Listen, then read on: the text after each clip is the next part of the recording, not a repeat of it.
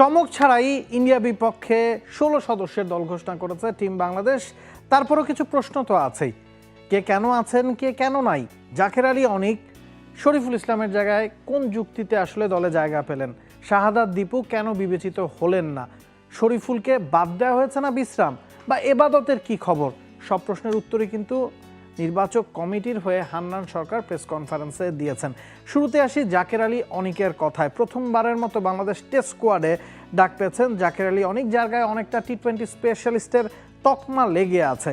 তিনি কেন আসলে টেস্ট দলের সুযোগ পেলেন, কারণটা কি? এর আগে শ্রীলঙ্কা সিরিজে আমরা দেখেছি, হোম সিরিজে শাহাদাত দীপু খেলেছেন, তাওহিদ হৃদয় স্কোয়াডে ছিলেন, তাদেরকে কেন আসলে বিবেচনা করা হলো না? কারণ জাকের আলী অনিকের জায়গায় শাহাদাত দীপুকে একটু অ্যাডভান্টেজ পেতে পারতেন কিনা। কি উত্তর দিয়েছেন হান্নান সরকার, চলুন শুনে আসি সেটাই।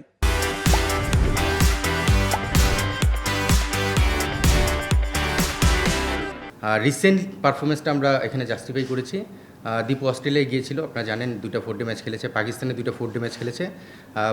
খুব ছন্দে নেই একটা প্লেয়ার আসলে, যখন ইন্টারন্যাশনাল ম্যাচ খেলতে যাবে তার ফর্মটা খুব ইম্পর্টেন্ট। জাকির কিন্তু প্রিভিয়াসলি যদি তার রেকর্ড দেখেন, এনসিএল, বিসিএল, লঙ্গার ভার্সনে তার রেকর্ডগুলো যদি দেখেন, সেখানে আপনি একটা আইডিয়া পেয়ে যাবেন যে সে লঙ্গার ভার্সনের জন্য খুব ইউজফুল প্লেয়ার হতে পারে। আনফর্চুনেটলি ইনজুরির কারণে হয়তো আরও আগে ডেবু হয়ে সুযোগ থাকলেও হয়তো হয়নি, বা টিমে আসার সুযোগ থাকার সত্ত্বেও পারেনি। আর এখন রিসেন্টলি যেটা রিসেন্ট পাস্টে পাকিস্তানে আপনারা জানেন যে 172 একটা ইনিংস খেলেছে, চমৎকার একটা ইনিংস খেলেছে, লম্বা সময় ধরে খেলে। সব কিছু কনসিডারেশনে আমরা জাকিরকে একটু এক স্টেপে এগিয়ে গেছি। একেবারে প্রপার ব্যাখ্যা। জাকের আলী অনিক ফার্স্ট ক্লাস ক্রিকেটে ইনজুরির কারণে হয়তো জাতীয় দলে এর আগে সুযোগ পাওয়ার কথা থাকলেও পাননি, তবে ফার্স্ট ক্লাস রেকর্ডটা তার শাহাদাত দীপুর চেয়ে বেটার। আমরা যদি স্ট্যাট দেখি, জাকের আলী অনিক এখন পর্যন্ত 49টা ফার্স্ট ক্লাস ম্যাচ খেলেছেন, তার রান 2850-এর ওপরে, প্রায় 2900-র কাছাকাছি, গড়টা 41, 19টা 50 তিনি করেছেন, একই সাথে 4টা সেঞ্চুরি আছে। তো এই ইনফরমেশনগুলো, এই তথ্যগুলো কি শাহাদাত দীপুর চেয়ে বেটার কিনা? শাহাদাত দীপু তো 4টা টেস্টও খেলেছেন, তার স্ট্যাট কি বলছে? 4 টেস্টে 8টা ইনিংসে শাহাদাত দীপু ব্যাট করেছেন, রান করেছেন 100-র খানিকটা বেশি, গড় 15-র কম। মানে ইন্টারন্যাশনাল অ্যারেনাতে শাহাদাত দীপু কিন্তু প্রমাণ করতে পারেননি। হান্নান সরকারও কিন্তু সেই কথাটাই বলেছেন যে শাহাদাত দীপু যখন জাতীয় দলে খেলেছেন, টেস্ট একাদশে ছিলেন, তখন কিন্তু সাকিব মুশফিকরা ছিলেন না, সে কারণে আসলে তিনি সুযোগটা পেয়েছেন। ফার্স্ট ক্লাসের কম্প্যারিজন করি যদি জাকের আলী অনিকের সাথে, জাকের আলী অনিকের চেয়ে শাহাদাত দীপু ম্যাচ খেলেছেন 20টা কম, তার রান নিশ্চিতভাবেই জাকের আলী অনিকের প্রায় অর্ধেক। এবং আপনি যদি হাফ সেঞ্চুরি, সেঞ্চুরির কথাও বিবেচনা করেন, 2টা সেঞ্চুরির সাথে 12টা হাফ সেঞ্চুরি, গড়ও জাকের আলী অনিকের চেয়ে প্রায় 10 কম, একজনের 41, একজনের 31। তার মানে হান্নান সরকার যে ব্যাখ্যাটা দিচ্ছেন সেটার পেছনে প্রপার যুক্তি আছে, কারণ আছে। জাকের আলী অনিকের ডাক পাওয়ার পেছনে অনেকেই বলছেন পাকিস্তান সায়েন্সের বিপক্ষে একটা ম্যাচে 172 রানের ইনিংসটা তিনি খেলেছেন, একটা ইনিংস কি আসলে জাতীয় দলের ডাক পাওয়ার জন্য যথেষ্ট কিনা, সেই ব্যাখ্যাটা কিন্তু হান্নান সরকার দিয়েছেন যে শুধুমাত্র ওই একটা ইনিংস না, তার ওভারঅল ফার্স্ট ক্লাস ক্যারিয়ারের পরিসংখ্যান বলছে হ্যাঁ, সময় এসেছে জাকের আলী অনিককে লঙ্গার ফরম্যাটে বিবেচনা করার বা যাচাই বাছাই করার, দেখে নেয়ার। বোলিংয়ের কথায় যদি আসি, শরীফুল ইসলাম সবচেয়ে বড় টপিক।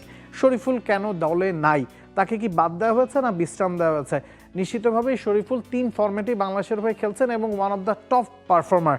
শরীফুল গ্রোয়েন ইনজুরিতে পড়েছিলেন পাকিস্তানের বিপক্ষে সেকেন্ড টেস্ট শুরুর ঠিক আগ দিয়ে, এবং তখন শোনা গিয়েছিল তার 10 থেকে 12 দিন সময় লাগবে ফিট হয়ে উঠতে, এবং ওই 10-12 দিন কিন্তু চলে গেছে। এরপরও শরীফুল কিন্তু রিহ্যাবের মধ্যেই আছেন, সে কারণেই তাকে নিয়ে কোনো ঝুঁকি নিতে চায়নি টিম ম্যানেজমেন্ট, সেটাই বলেছেন হান্নান সরকার। শরীফুল আসলে 100% ফিট বলা যাবে না, কারণ আপনারা জানেন যে সেকেন্ড টেস্টেই ও আনফিট ছিল, যার কারণে প্রায় সিলেকশন প্রসেসে ছিল না বেস্ট 11-এ পাকিস্তানে। তারপরে যেটা হয়েছে, সেই প্রসেসেই তাকে ফলো আপের মধ্যে রাখা হয়েছে, ফিজিও ট্রেনাররা তাকে লুক আফটার করতেছেন। সে 100% ফিট বলবো না টেস্টের জন্য, কারণ টেস্টে আপনি জানেন যে 15-20 ওভার বোলিং করতে দরকার হতে পারে, সামনে আমাদের টি-20 খেলাও রয়েছে, সো সেটাও আমাদের ইম্পর্টেন্ট প্লেয়ার শরীফুল হোয়াইট বলের জন্য। সেই জায়গা থেকে যেহেতু 100% ফিট না, আমরা আসলে ওই রিস্ক জায়গাটায় যেতে যাচ্ছি না, বিকজ আপনারা জানেন যে টেস্ট স্কোয়াডে আমাদের এখন কম্পিট করার মতো বেশ কিছু প্লেয়ারকে আমরা রেডি করতে পেরেছি, এখন মতো ফিট আছে। সো সেই জায়গা থেকে শরীফুলের ইনক্লুশনে আমরা রিস্কে যাইনি। হোপফুলি যদি সময়ের সঙ্গে সঙ্গে রিকভারি করে আসে, টি-20 ইনশাল্লাহ খেলতে পারবে। হ্যাঁ, শরীফুলের না থাকাটা বাংলাদেশ জাতীয় দলের জন্য একটা বড় ডিসঅ্যাডভান্টেজ, কারণ যেই 4জন পেসার বাংলাদেশ দলে এখন আছে তাসকিন, হাসান মাহমুদ, নাহিদ রানা বা খালেদ আহমেদ সবাই কিন্তু রাইট হ্যান্ড ফাস্ট বোলার। তো একজন লেফট হ্যান্ড অপশন কিন্তু শরীফুল হতেই পারতেন। তো হান্নান সরকার ওই জায়গায় বলেছেন যে শরীফুল এবং মুস্তাফিজই বাংলাদেশের বর্তমানে জাতীয় দলের আশেপাশে থাকা বা জাতীয় দলে থাকা লেফট হ্যান্ড পেসার। মুস্তাফিজ এই ফরম্যাটটা খেলছেন না এবং শরীফুলকে নিয়ে তিনি কোনো ঝুঁকি নিতে চাচ্ছেন না, সে কারণেই আসলে শরীফুলকে বিশ্রাম দেওয়া হয়েছে। এবাদতকে নিয়ে সংবাদ সম্মেলনে কোনো প্রশ্নই করা হয়নি।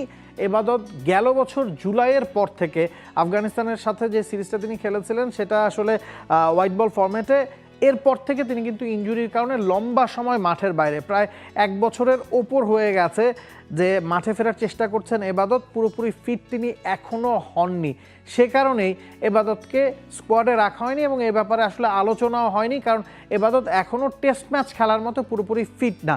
এবাদত টেস্টে যখন তিনি খেলতেন বাংলাদেশের one of the finest bowler ছিলেন।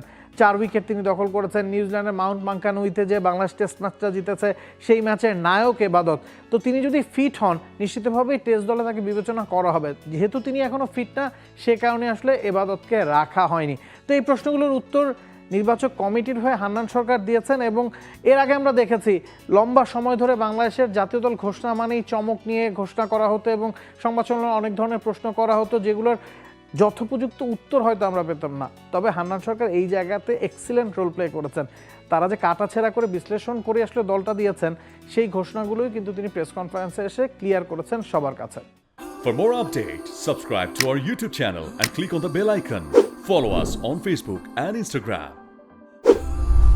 Download T-Sports app to enjoy exciting games and highlights.